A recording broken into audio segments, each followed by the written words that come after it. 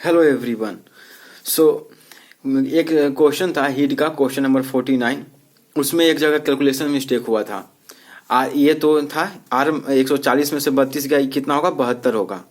62 नहीं होगा, 72 होगा।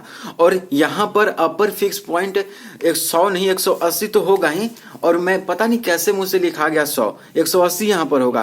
क्योंकि अगर सही में पूरा गलती लिखाना रहता तो मैं यहाँ पर लोअर फिक्स पॉइंट जो था वो 0 नहीं 20 नहीं लेता, 0 ले देता।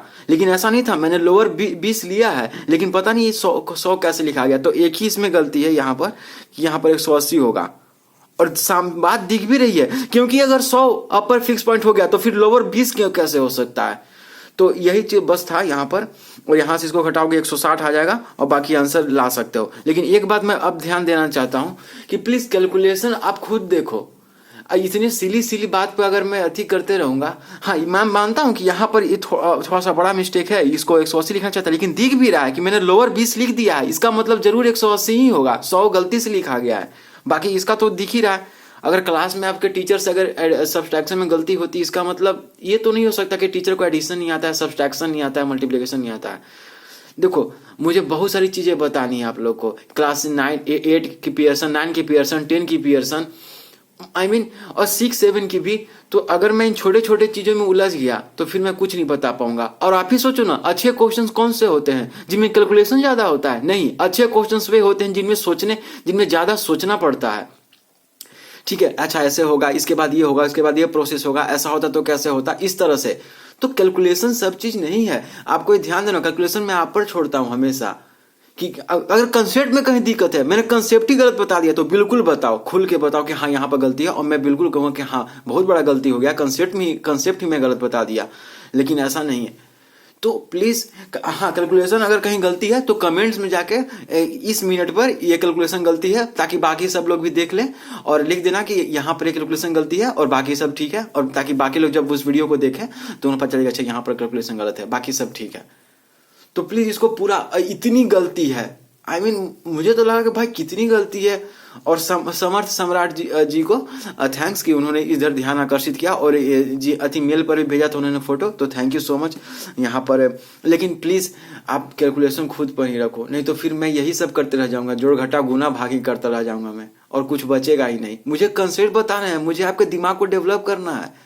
और लेवल 3 में कैलकुलेशन नहीं होते हैं, लेवल 3 में सोचना ज्यादा रहता है। अच्छे क्वेश्चंस कभी भी IIT JEE का भी एग्जाम दोगे ना, कैलकुलेशन इस तरह से डाटा दिए जाते हैं। नहीं विश्वास हो तो previous year IIT JEE paper बना के देख लो कि सब कट जाए, डाटा इसी से दिए जाते हैं। ठीक है, तो प्लीज इसको लेके इतना हाइप मत बनाओ प्लीज।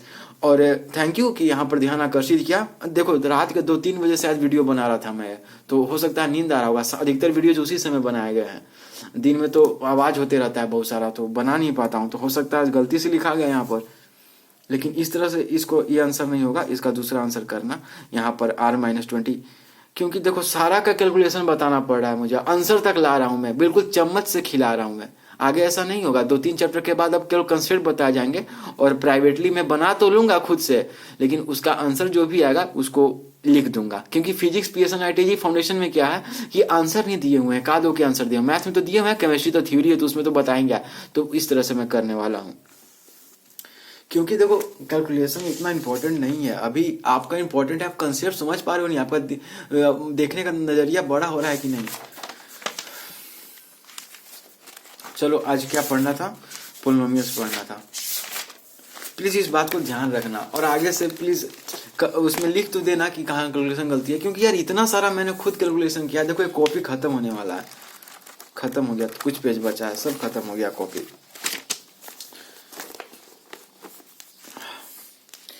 तो आइडेंटिटी नंबर 12 में आते हैं। क्या है आइडेंटिटी नंबर 12? ये बहुत इंपॉर्टेंट है। IIT JEE में क्वाड्रेटिक इक्वेशन के प्रीवियस ईयर कुछ सेक्शन में जाओगे और वहां पर आपको ये इसका एप्लीकेशन है। इनफैक्ट सॉल्यूशन ऑफ ट्रायंगल नाम का एक चैप्टर है, JEE में पढ़ना है क्लास 11 या 12 में। वहां पर इसका बहुत ही इंपॉर्टेंस है, और जब मैं कहता हूं तो बिल्कुल सीरियस। इसमें बहुत ही ज्यादा अति है। ये A + B + C × A² + B² + C² - AB - BC - CA ये क्या होता है, A cube plus B cube plus C cube minus 3abc देता है। ये क्या है, LHS है, ये क्या है, RHS है। अच्छा, इसको प्रूफ कर सकते हो, बिल्कुल प्रूफ कर सकते हैं। क्या करना होगा, एक तो सिंपल तरीका है बच्चों वाली कि ए से सबको मल्टीप्लाई करो, इन सबको 6 को, फिर बी से 6 को मल्टीप्लाई करो, यही ना होता है मल्टीप्लिकेशन पॉलिनोमियल का, फिर सी से 6 को मल्टीप्लाई करो, और सब करते करते अंत में ये वैल्यू आ जाएगा। लेकिन अगर चाहते हो कि वो 6 मिनट बच जाए और कुछ नया सीखने को मिले तो ये खुद से कर लेना, इसको ये करोगे तो यही मिलेगा। और ये बहुत इंपॉर्टेंट है, बहुत ही ज्यादा इंपॉर्टेंट है ये चीज, A plus B plus C into A square plus B square plus C square minus A B minus B C minus C is equal to A cube plus B cube plus C cube minus 3abc। यहाँ देख रहे हो, ये दो चीजों का product इसके बराबर है। इसका मतलब कोई ऐसा वैल्यू मिल जाए, ए प्लस बी प्लस सी, अभी क्या हो गया ये पेन को, ए प्लस बी प्लस सी अगर 0 हो गया, अगर ये 0 हो गया किसी केस में, तो देख रहे हो 0 into A square plus B square plus C square minus A B minus B C minus ये 0 हो जाएगा, क्योंकि 0 इंटू समथिंग 0 ही तो होता है। तो इसका मतलब क्या हो जाएगा, A cube plus B cube plus C cube minus 3abc, ये भी क्या हो जाएगा, 0 हो जाएगा। हो जाएगा कि नहीं, 0 इंटू इतना 0, तो इतना बराबर 0, तो यानी A cube plus B cube plus C cube is equal to 3abc। ये भी सोचो, अगर 3 नंबर्स ऐसे हैं या 3 वेरिएबल्स ऐसे हैं जिनका सम 0 आ रहा है, इसका मतलब जरूर तीनों का क्यूब का अगर सम करोगे तो किसके बराबर होगा, तीनों का प्रोडक्ट का मल्टीप्लाई कर दो 3 से, 3abc के बराबर होगा। बहुत लोग याद करवा देते हैं कि देखो अगर a plus B plus c 0 है तो ये cube plus B cube plus C cube is equal to 3abc होगा। लेकिन ये आता कहाँ से है, ये यहीं से आता है। ओके, ये यहीं से आता है, प्लस सी 0 कर दिए और फिर ये आपका 0 हो जाएगा, तो इसके बराबर 0, तो इसके बराबर, तो ये कहाँ से आता है जानना जरूरी था। और एक बहुत ही अच्छा और बात बताता हूँ कि ये जो चीज़ है ना बच्चे, ये चीज़ बहुत इंपॉर्टेंट बता रहा हूँ, ये चीज़ A square plus B square plus C square minus A B minus B C minus C A, इसको पता है क्या लिख सकते हो, कोई बता सकता है कि क्या लिख सकते हो, प्लीज अभी जाके तुरंत कमेंट सेक्शन में बताओ मुझे, और उसके बाद ही आगे देखना। इसको लिख सकते हो 1/2 times A minus B to the whole square, बहुत ही सुंदर, plus B minus C to the whole square plus C minus A to the whole square लिख सकते हो।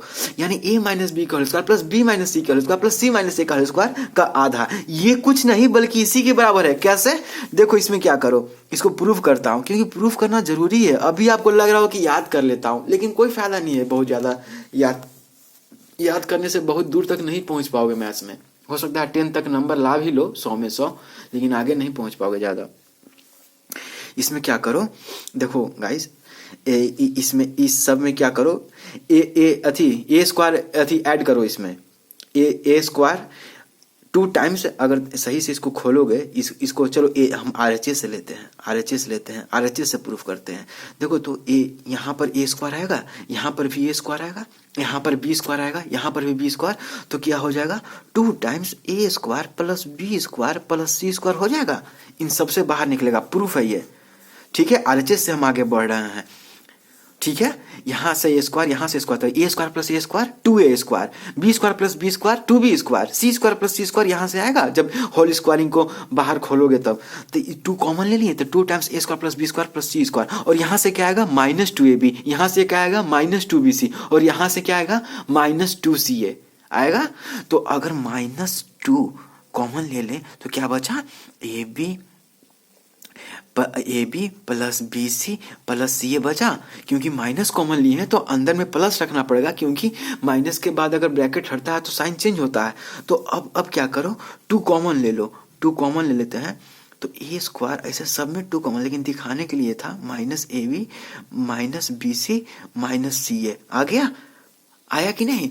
और इसी को अगर तुम 1/2 से, तो ये हमारा आ गया, अगर इसी को हाफ से मल्टीप्लाई कर लेते हो, ये हाफ पहले भी था, तो अगर हाफ से मल्टीप्लाई कर लो तो हाफ से हाफ कैंसिल, आया क्या, यही तो LHS था। देखो तो LHS यही है, देखो तो हमारा लेफ्ट हैंड साइड यही तो था, देख रहे हो। और हाफ, अभी तक हाफ नहीं लेकर चल रहा था, लेकिन यहाँ हाफ था ना, तो हाफ से मल्टीप्लाई किया। ये बहुत इंपॉर्टेंट है कि a square plus B square plus C square minus A B minus B C minus C is equal to 1/2 of a minus B to the whole square plus B minus C to the whole square plus C minus C to the whole square. और ये बहुत important है, सही कह रहा हूँ, ठीक है। तो अब आगे बढ़ते हैं हम लोग, चलो आइडेंटिटी नंबर क्या है, आइडेंटिटी नंबर 13 है। इस पर तो कोई क्वेश्चन नहीं बना, लेकिन जो कंसेप्ट बताया है ना बहुत ही अच्छा है ये चीज़ है। और आगे मैं ये भी बताऊंगा x+1/x का जो ग्राफ वगैरह था उसका थोड़ा सा मैं बताना चाहता हूँ, डिस्कस करना चाहता हूँ। लेकिन पहले आइडेंटिटीज कंप्लीट कर लेते हैं। a+b+c² ये होल स्क्वायर है। ओके, स्क्वायर क्या होता है? a² + b² + c² + 2 times abc + 2 times ca। क्या इसको प्रूव कर सकते हो? बिल्कुल प्रूव कर सकते हो। क्या करो ना, इसको क्या करो, एक मिनट, इसको एक टर्म मान लो, इसको एक टर्म मान लो, a+b को एक टर्म मान लो, ठीक है। इसको मान लो ये कुछ d है, तो d + c हो जाएगा। अब यहाँ पर ये रिड्यूस होकर क्या हो जाएगा? d + c का होल स्क्वायर हो जाएगा। और इसको अगर एक्सपेंड करोगे तो क्या हो जाएगा? d² + c² + 2dca हो जाएगा, हो जाएगा। क्योंकि a+b² हमको पता ही था कि a² + b² + 2ba होता है, और इसको हमने प्रूव भी किया था, अलजेब्रिकली भी प्रूव किया था और ज्योमेट्रिकली भी प्रूव किया था। देखते हैं। और d को क्या माने थे? a+b, तो a+b² रिप्लेस कर दो plus c² + 2 times a + b into c। तो ये क्या हो जाएगा? a² + b² + c² + 2ab + 2ca + 2bc आ गया। देखो तो प्रूफ हो गया। a², हमने इस a + b को एक टर्म मान लिया, इसको d मान लिया, तो अब ये d + c की तो होल स्क्वायर हो गया। अब इसको एक्सपेंड कर दिए तो d² + c² + 2dc, लेकिन d तो a + b के बराबर है, तो रिप्लेस कर दो a + b से, और फिर से a + b के होल स्क्वायर आ गया, तो a² + b² + c² हो गया, मतलब +2ab, और c² तो यहाँ से आया, ठीक है ये चीज, और +2ca + 2bc, क्योंकि यहाँ मल्टीप्लाई में था ना, तो 2c × a + b, तो 2ca + 2bc आया। और एक तरीका यह है कि a + b + c into a + b + c, क्योंकि होल स्क्वायर है, तो उस तरह से मतलब मल्टीप्लाई करो। ये कैसे, एक तरीके से और कैसे प्रूफ हो सकता है, यहाँ से देख लो, a + b + c into a + b + c कर दो सीधे, क्योंकि होल स्क्वायर है, तो इसको ऐसे लिख सकते हो। फिर a को इन तीनों से मल्टीप्लाई करो, b को तीनों से मल्टीप्लाई करो, और c को तीनों से मल्टीप्लाई करके सबको आपस में जोड़ दोगे, यही आएगा। तो प्रूफ जान गए। अब चलो इस पर एक क्वेश्चन बनाते हैं। 3x + 4y + 5z², तो a + b + c पे इसको तोड़ दें। Okay, 3x + 4y + 5z², okay, इसको तोड़ देता हूं। किधर गया? 3x, तो 3x को a मान लो, 4y को b हो, और 5z को c, तो तोड़ दो। तो 3x का होल स्क्वायर कितना हो जाएगा? 9x²। डायरेक्ट मैं लिख रहा हूं, अब थोड़ा बड़े हो जाओ, डायरेक्ट लिख रहा हूं। और अब 4y का होल स्क्वायर कितना हो जाएगा? 16y² प्लस 5z का होल स्क्वायर कितना हो जाएगा? 25z²। ये नहीं कि 25z लिख के छोड़ देना। बहुत लोग क्या करते हैं कि 5 का तो स्क्वायरिंग कर दिया और z को छोड़ दिया। अरे भैया, z का भी तो स्क्वायरिंग होगा, क्योंकि मल्टीप्लीकेशन में है ना, देख रहे हो। अब प्लस 2bc, तो 2 × 3x × 4y, सॉरी 2ab, ये 2ab हो गया, प्लस 2bc, तो 2 × b कितना है? 4y, और c कितना है? 5z, प्लस 2ca, यही होता है ना। ऐसे तुम चाहो तो यहीं से 2 कॉमन ले सकते हो, देख रहे हो, यहाँ से 2 कॉमन ले लोगे तो क्या बचेगा अंदर? ab + bc + ca। ओके, तो यहाँ पर इंटू 5, चलो तुम्हारे लिए कर ही देता हूँ। तो क्या हो जाएगा ये गाइस? ये हमारा 9x² + 16y² + 25z² प्लस, अब यहाँ पर क्या होती है? 6 चौके 24, 24xy प्लस 4 दूनी 8, 8 × 5 = 40, 40yz प्लस 5 दूनी 10, 10 × 30 xz। ये हमारा क्या हो जाएगा? आंसर हो जाएगा। एक्सपेंशन पूछ रहा था ना, तो हमने एक्सपेंड कर दिया। लेकिन अगर कहीं ऐसा लिखा हुआ हो और कहेगा कि इसको अथी करो, सिंप्लीफाई करो, तो यही तो है, ये और कुछ नहीं बल्कि 3x + 4y + 5z का होल स्क्वायर ही है। ये देख रहे हो, ये चीज 9x² + 16y² + 25z² + 24xy + 40yz + 30xz। आ रहा है समझ में? ये हमारा क्या हो जाएगा? आंसर। जब भी मैथ्स बनाते हो ना, आंसर को बिल्कुल साफ लिखा करो, ओके, ताकि पता चले कि हाँ यहाँ आंसर है। बहुत लोग क्या होता है ना कि बनाते जाते हैं और छोड़ के चले जाते हैं, पता ही नहीं चलता है आंसर कहाँ आया। ठीक है, तो ये चीज था। बाकी आइडेंटिटी हमने पढ़ा दिया था, आइडेंटिटी क्वेश्चन में क्या अंतर होता है इसको भी देख लिया था। और एक चीज मैं आपको बताना चाहता हूँ कि देखो, x + 1/x, y = x + 1/x, okay. ये बहुत ही अथी में था, पिछले क्लास में हमने इस पर काफ़ी सारे सवाल बनाए थे और आपको होमवर्क भी दिया था हमने। देखो जैसे कि कहाँ गया ये, देखो फाइंड द वैल्यू ऑफ, देखो यहाँ पर find the value of x cube plus one by x cube comma given x plus one by x is equal to 5। तो हमने क्यूब कर दिया a plus a cube plus B cube plus 3 a b into a plus b के form में तोड़ दिया, फिर x plus one by x को किससे रिप्लेस कर दिया, 5 से रिप्लेस कर दिया। अब इस यहाँ से फिर डायरेक्ट हमारा आंसर आ गया। तो इस तरह से, लेकिन e x plus one by x होता क्या है, ये क्या चीज है, इसका मैक्सिमम मिनिमम वैल्यू पता कर सकते हैं क्या हम लोग। देखो सबसे पहले इसका ग्राफ बनाता हूँ, इसका ग्राफ देखो x plus one by x का ग्राफ।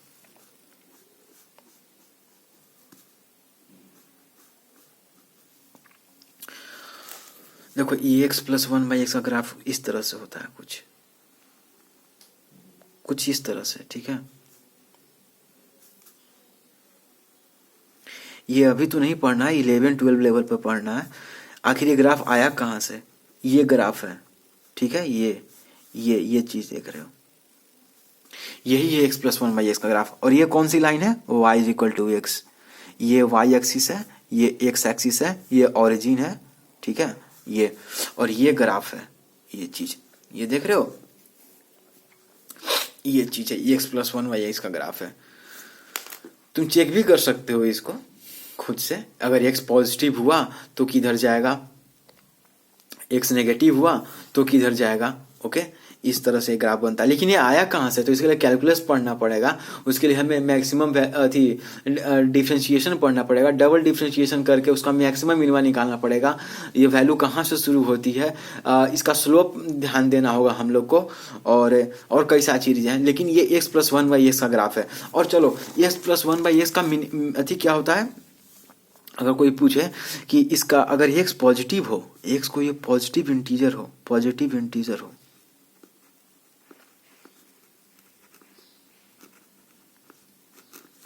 एक्स अगर कोई पॉजिटिव इंटीजर हो तो y का मिनिमम वैल्यू कितना होगा गाइस, 2 होगा, ठीक है। y का मिनिमम वैल्यू कितना हो जाएगा, 2 हो जाएगा। ध्यान देना x पॉजिटिव है, ये नहीं कि नेगेटिव कर लिए। अगर x नेगेटिव हुआ तो y का मिनिमम वैल्यू कितना होगा, -इन्फिनिटी। क्यों, क्योंकि देखो तो x को तुम -1 करोड़ भी तो लिख सकते हो, -1 करोड़, तो -1 करोड़ प्लस 1/-1 करोड़, तो -1 करोड़ प्लस 0 पॉइंट कुछ आएगा, -0 पॉइंट कुछ आएगा, तो -1 करोड़ में माइनस कुछ और घटाओगे तो कुछ घटना हो तो कुछ फर्क नहीं पड़ेगा, तो माइनस। तो इसी तरह अगर x की संख्या अगर और भी माइनस में ले लो, -1 खरब ले लो, तो ये तो लगभग 0 हो जाएगा। 1/1 खरब कितना होता है, 0 होता है, तो -1 खरब पहुंच जाएगा। y की मिनिमम वैल्यू तो अनंत माइनस में जा सकती है, -इन्फिनिटी हो सकती है, लेकिन वो कब होगी, जब x को तुम नेगेटिव ले लेते हो तब।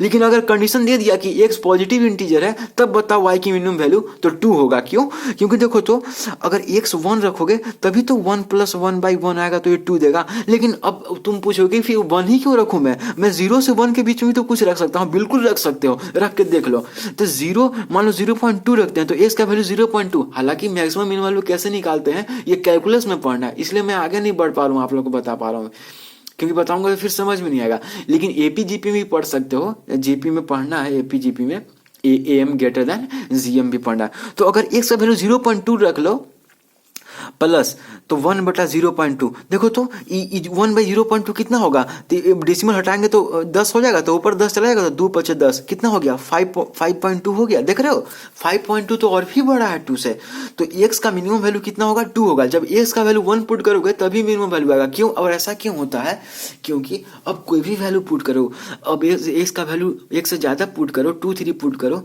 तो कुछ ना कुछ ऐड ही हो रहा है ना। 2 + 1/2 यानी 2 + 0.5, 2.5 आ गया। 3 + 1/3 तो 3 + 0.3 3.3 आ गया। तो कुछ भी करोगे और 0 से 1 के बीच में पॉजिटिव इंटीजर कहाँ से 0 से लेके इन्फिनिटी तक, मतलब 0, 1, 2, 3, 0 भी एक इंटीजर है। 0 एक ऐसा इंटीजर है जो ना तो पॉजिटिव है ना नेगेटिव है, और बहुत ही स्पेशल केस है इंटीजर का। तो लेकिन 0 नहीं हो सकता है इसका, x का वैल्यू 0 नहीं लिखना, x पॉजिटिव इंटीजर है और x नॉट इक्वल टू 0। ये सब कंडीशन देने होंगे। अब तुम बड़े हो गए हो तो थोड़ा सा अच्छे से पढ़ाई करोगे, तब कि 1/0 इन्फिनिटी हो जाएगा ना, फिर तो डिफाइन ही नहीं होगा। तो y का मिनिमम वैल्यू अगर x पॉजिटिव रहे तो कितना होता है, x + 1/x का मिनिमम वैल्यू 2 होगा। और अगर मैक्सिमम वैल्यू पूछे, अगर x पॉजिटिव है तो +∞ होगा। वाई मैक्सिमम कितना होगा प्लस इन्फिनिटी, क्योंकि देखो इस संख्या को बढ़ाते जाओ ना, 1 करोड़ कर दो, माइनस नहीं 1 करोड़ कर दो, तो 1 करोड़ प्लस 1/1 करोड़, तो ये तो लगभग 0 हो जाएगा, लेकिन 1 करोड़ तो बचेगा, तो इन्फिनिटी और बढ़ाते जाओ, अरब खरब 10 दिन मतलब जितना हो सके ये इन्फिनिटी हो जाएगा। तो वाई का मैक्सिमम वैल्यू कितना का प्लस इन्फिनिटी, और मिनिमम वैल्यू 2 जब ये पॉजिटिव होगा तब। तो इस तरह से हम थोड़ा सा इसको करना चाहते थे। मैं चाहता था कि आप x + 1/x पर थोड़ा पे और भी सोचो इस पर, ठीक है। तो x + 1/x बहुत ही अच्छा है, लगता है ना। देखो कि एक ऐसा नंबर जिसको किससे जोड़ा जा रहा है, खुद उसी के रेसिप्रोकल से। ये 1/x क्या है, उसी का रेसिप्रोकल है ना, रेसिप्रोकल पढ़ते हो ना। और ये भी ध्यान दो कि x + 1/x क्या पोलिनोमियल है, नहीं है पोलिनोमियल। क्यों? क्योंकि इसी को ऐसे भी तो लिख सकते हो, x + 1/x को x + x⁻⁻1 लिख सकते हो ना। और देखो तो यहाँ पर वेरिएबल का पावर होल नंबर नहीं है, -1 एक होल नंबर नहीं है, इसलिए पोलिनोमियल नहीं है। और पहले भी बता चुका हूँ कि अगर होल नंबर नहीं रहेगा तो क्यों पोलिनोमियल नहीं होगा, क्या कंडीशन होते हैं, और क्यों इस तरह से कहा जाता है कि होल नंबर ही होना चाहिए। अब आते हैं फैक्टराइजेशन पे।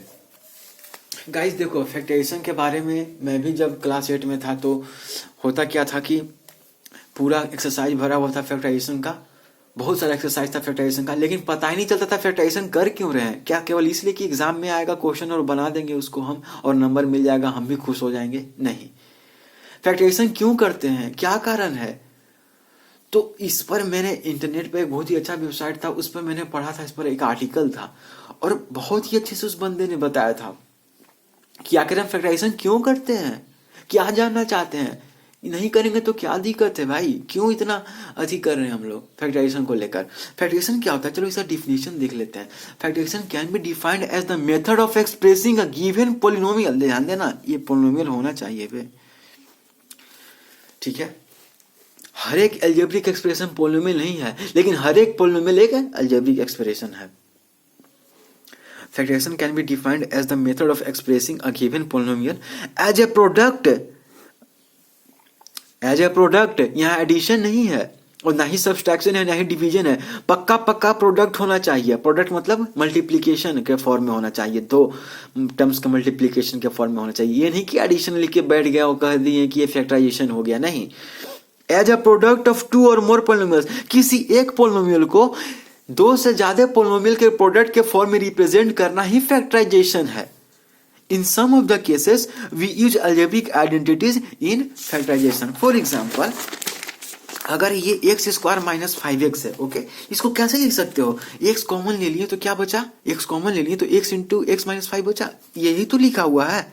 x कॉमन ले लिए तो x - 5 बचा, क्योंकि x से मल्टीप्लाई करेंगे x² आ गया, और माइनस फिर x को 5 से मल्टीप्लाई करेंगे तो 5x आ गया। लेकिन इसमें देखो तो क्या अंतर है, अंतर तो ये है ना कि इसको किस तरह से प्रेजेंट किया, 2 पोलिनोमियल के मल्टीप्लीकेशन के फॉर्म में, एक तो x है और एक x - 5 है। ये पोलिनोमियल तो है ही, क्योंकि x के पावर 1 तो है, यहाँ भी x के पावर 1 है, होल नंबर है, वेरिएबल का पावर। तो इसको हमने इस तरह से प्रेजेंट किया। लेकिन क्या फायदा, अगर मतलब फैक्टराइजेशन करने से क्या फायदा, फैक्टराइजेशन करने से हम लोग सही कहो तो किसी पोलिनोमियल के बारे में और ज्यादा से ज्यादा जान पाते हैं। हम लोग उसका सॉल्यूशन निकाल सकते हैं, हम लोग उसका ऑपरेशन कर सकते हैं, हम लोग उसकी नस नस से वाकिफ हो सकते हैं, इसलिए फैक्टराइजेशन करते हैं। फॉर एग्जाम्पल, वैसे यहां पर क्या लिखोगे, x and x - 5 are the factors of x² - 5x। ये x और x - 5 क्या हो गया, x² - 5x का क्या हो गया, फैक्टर हो गया। चलो एक छोटा सा सिंपल सा सवाल है, x + 3 = 6। x क्या होना चाहिए वैल्यू, बता सकते हो? बहुत सिंपल है। सब लोग कहेगा कि अरे यार, क्या कोई ऐसा नंबर जिसमें 3 से ऐड करने पर 6 देता हो, तो x तो 3 ही होना चाहिए। लेकिन अगर मान लो मैंने पूछा x² + x = 6 है, अब इस तरह से सवाल आ गया कि अब बताइए उसका वैल्यू, तो सिंपल से तो नहीं बता सकते। उस समय तो वैल्यू रख के देख ले रहे थे कि अच्छा ये होगा वगैरह वगैरह। लेकिन मैंने अगर ऐसा दे दिया तब क्या करोगे, ध्यान से देखना, x² + x = 6। देखो हमारे पास ये है और रिजल्ट ये चाहिए, तो हम ये चीज एक्चुअल है, ये एक्चुअल है और ये हम डिजायर करते हैं कि हमारा वैल्यू 6 आए कैसे भी करके।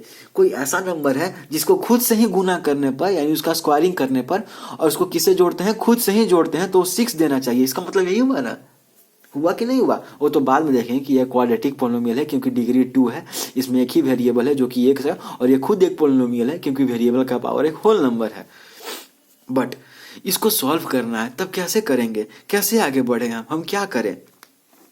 देखो इसको यहां पर लाओ। ओके देखो तो x square plus x minus 6 ला दो, इधर 6 ला दो, इज इक्वल टू 0। देख रहे हो, ये देख रहे हो किसके बराबर है? 0। 0 क्यों कर रहे हैं हम लोग? क्योंकि हम लोग एरर को 0 करने की कोशिश कर रहे हैं, एरर को खत्म करने की कोशिश कर रहे हैं। जो भी इनके बीच में दूरी है उन दूरियों को कम करने की, बिल्कुल खत्म करने की कोशिश कर रहे हैं ताकि जल्दी से जल्दी ये इसका वैल्यू हम ला सके। इसलिए इसको इधर ला के पूरा 0 कर दिए।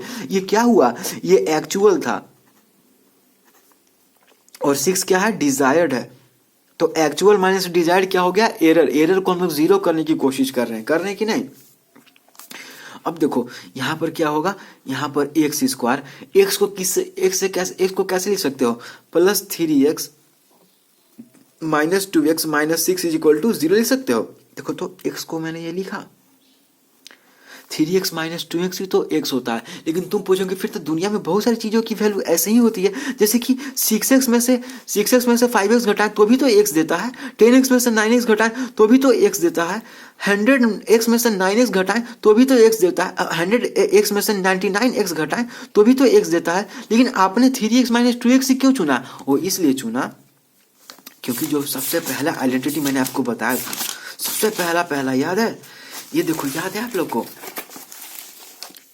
X square plus a plus b into x plus a b, याद है?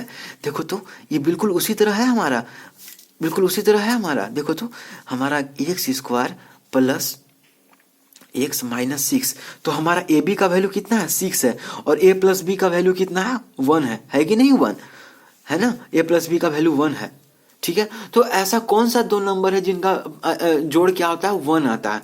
लेकिन ऐसे तो बहुत सारे नंबर है, फिर हम क्या करें? तो कुछ नहीं करना है, जो कांस्टेंट होता है ना उसका क्या करो? एलसीएम ले लो। कांस्टेंट होता है उसका क्या करते हैं हम लोग? इस तरह के फॉर्म में अगर कोई रहता है x square plus a plus b into x plus a b के फॉर्म में, तो कांस्टेंट का क्या लेते हैं? एलसीएम ले लेते हैं। तो 6 का एलसीएम ले लोगे तो 2 3 जा 6 होता है कि नहीं? 2 3 जा 6। अब इन्हीं दोनों में कुछ ऐसा करो कि दोनों का जो जोड़ है, ठीक है, दोनों का जोड़ क्या हो? +1 आए, और दोनों का जो सम हो 3 और 2 में कुछ ऐसा करो कि दोनों का जो प्लस है वो क्या है? 1 आए, और दोनों का मल्टीप्लीकेशन क्या है? -6 आए, +6 नहीं आए, क्योंकि यहाँ पर x square plus a plus b into x plus a b था ना, लेकिन यहाँ तो -6 है। तो क्या करूं? 3 और 2 को कैसे गुना करूं कि -6 आ जाए? दोनों अगर पॉजिटिव रहेगा तो -6 कभी नहीं आएगा, दोनों अगर नेगेटिव भी रहा तो भी -6 नहीं आएगा। इसका मतलब एक ही तरीका बचता है, या तो 3 नेगेटिव है या 2 नेगेटिव है। लेकिन एक बात ये भी ध्यान देना है कि 3 और 2 को प्लस करने पर 1 दे। इसका मतलब जरूर कहीं ना कहीं जो छोटा वाला जो है इसमें नंबर, उसका साइन माइनस है, क्योंकि अगर बड़े वाला का माइनस साइन हो गया तो -3 + 2 कितना देता है? -1 देता है, ठीक है। ये 1 क्यों आना चाहिए? क्योंकि एक्स का कोफिशिएंट कितना है? +1 है, जिसका मतलब ये नहीं होगा, क्या होगा? 3 -2 होगा तब ना 1 देगा, और 3 इंटू -2 -6 दे रहा है, ठीक है। 3 इंटू -2, तो हम क्या करेंगे? 3 में से -2 घटाए, देख रहे हो यहाँ -3 में से 2 नहीं घटाए, -3 में से 2 नहीं जोड़े, ठीक है, समझ में आया? तभी इसलिए यहाँ 3x 2x लिखे। ये सब क्यों नहीं लिखे? 3 जो भी कोफिशिएंट है, कांस्टेंट टर्म है, उसका एलसीएम लो, उसके फैक्टर कौन कौन है, और उससे कैसे तुम कर सकते हो कि उसका प्रोडक्ट जो है वो उसके बराबर हो, कांस्टेंट के बराबर, और उसका जो सम हो वो किसके बराबर हो? एक्स के कोफिशिएंट के बराबर। अब यहाँ से देखो क्या हो गया, ये क्यों किया मैंने? यहाँ से एक्स कॉमन ले लो, ये दोनों के बीच में क्या है? एक्स कॉमन है, तो x + 3 और माइनस, अब इन दोनों के बीच में 2 कॉमन है, क्योंकि 2 3 जा 6 होता है, यहाँ 2x है, तो 2 कॉमन ले लेंगे तो यहाँ x + 3 बचेगा। अब तुम कहोगे कि x + 3 कैसे? ये x - 3 होगा ना, लेकिन बच्चे माइनस साइन तो कॉमन ले लिए हैं ना, तो माइनस साइन कॉमन ले लिए हैं, तो अब अथी के बाद क्या बोलते हैं, ब्रैकेट के बाद जब ब्रैकेट खुलेगा तो अपने आप ये माइनस हो जाएगा, एक्स माइनस थ्री हो जाएगा, लेकिन ब्रैकेट हम ले लिए हैं तो यहाँ पर प्लस रखना पड़ेगा, क्योंकि जैसे ही साइन खुलेगा, ब्रैकेट खुलेगा, तो एक्स माइनस थ्री हो जाएगा इज इक्वल टू 0। तो देखो तो अब ये दोनों में एक्स प्लस थ्री कॉमन है, ये दोनों में देखो तो x into x plus three plus two into x plus three, तो देखो तो यहाँ पर एक्स प्लस थ्री कॉमन ले लो तो क्या बचा, x minus two is equal to 0। यानी इसी को x plus x square minus six is equal to 0 को ऐसे लिख सकते हैं, दो टर्म में तोड़ दिए, यानी किसी भी पॉलिनोमियल को ऐसे तोड़ दिए, ऐसे कोई दो लकड़ी रखी हुई है और दोनों को ऐसे कर दिए, पोलोमियल को ऐसे बना दिए, किसी एक लकड़ी को भी गिरा दो, हमारा ये पूरा तरह से पोलोमियल क्या हो जाएगा, ढह जाएगा, पोलोमियल पूरी तरह से खत्म हो जाएगा। मतलब कहने का मतलब वो जो क्वेश्चन था वो पूरी तरह से ब्रेक डाउन हो जाएगा और हम अपने आंसर पे आ जाएंगे। देखो तो हमने इसको दो पोलोमियल के फैक्टर के प्रोडक्ट के फॉर्म में लिख दिया। अब दो नंबर का जो अथी है प्रोडक्ट है वो 0 है, इसका मतलब या तो दोनों 0 है या कोई केवल एक 0 है, तो दोनों भी 0 हो सकता है। तो यहाँ से x क्या आ जाएगा, -3 आ जाएगा, क्योंकि x -3 होगा तभी तो ये 0 होगा, और यहाँ से क्या आ जाएगा, x2 आ जाएगा, क्योंकि x2 हो जाएगा तभी तो ये 0 होगा। तो इसका मतलब x का कौन कौन वैल्यू होगा, यहाँ पर एक -3 होगा और एक 2 होगा, और बिल्कुल सही भी है, तुम पुट करके देख लो। x को अगर -3 पुट करेंगे, तो -3 का स्क्वायर 6 देता है, और 6 प्लस -3, तो 6 -3 सॉरी -3 का स्क्वायर 9 होता है, तो 9 - 3 6 दे दिया, और x को जब 2 पुट करोगे तो 2 2 जा 4 प्लस 2 6 दे दिया। देखो तो 6 ही तो है। तो फैक्टर हम इसलिए करते हैं ताकि पोलोमियल्स को ब्रेक डाउन कर सके, हम अपने जो रिजल्ट है उसको पा सके, एरर को 0 कर सके। मतलब कहने का मतलब कि एक्चुअल माइनस डिजायर एरर को हम 0 करने की कोशिश करते हैं फैक्टराइजेशन करके। चलो आते हैं factorise 16x square minus 25y square. चलो ये देख रहे हो, ये स्क्वायर माइनस बी स्क्वायर के फॉर्म में है, क्योंकि 16x स्क्वायर को 4x का स्क्वायर लिख सकते हो, यही से आया था ना। और माइनस 25y स्क्वायर को क्या लिख सकते हो, 5y का स्क्वायर लिख सकते हो। अब देखो 4x को a मान लो और 5y को b मान लो, तो ए स्क्वायर माइनस बी स्क्वायर के फॉर्म में हो गया। मैंने कहा था ना कि a square minus b square बराबर a plus b into a minus b होता है, तो इसको ऐसे लिख सकते हो 4x plus 5y into 4x minus 5y।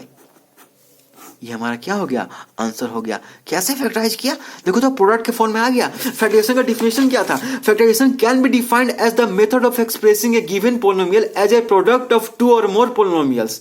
In some of the cases we use algebraic identity in factorization. तो हम प्रोडक्ट के फॉर्म में लिखते हैं, ये खुद में एक पोलिनोमियल था, बिल्कुल था, ये खुद में एक पोलिनोमियल था, लेकिन इसको कैसे लिखे हम लोग, दो पोलिनोमियल के प्रोडक्ट के फॉर्म में लिखे। एक पोलिनोमियल ये है, एक दूसरा पोलिनोमियल ये है, दोनों के प्रोडक्ट के फॉर्म में इसको लिखे, तो फैक्टराइज हो गया इस तरह से। अभी तो हम उतना नहीं बता पाए, थोड़ा सा आइडेंटिटी ही बताएं। तो चलो आगे अथी करते हैं, आगे इसको जारी रखते हैं, थोड़ा सा फैक्टराइजेशन भी खत्म हो जाएगा तो अच्छा रहेगा। अभी तक खत्म नहीं हुआ भाई, ये तो आइडेंटिटी खत्म हो गया, फैक्टराइजेशन बस थोड़ा सा बचा हुआ है। और हम लोग ये चीज़ ध्यान देना, फैक्टराइजेशन आखिर करते ही क्यों है, इस पर तुम खुद भी सोचना, और तुम्हें कुछ और पता चलता है तो प्लीज़ कमेंट सेक्शन में से बताना मुझे। So thank you so much guys for watching this, have a great day ahead.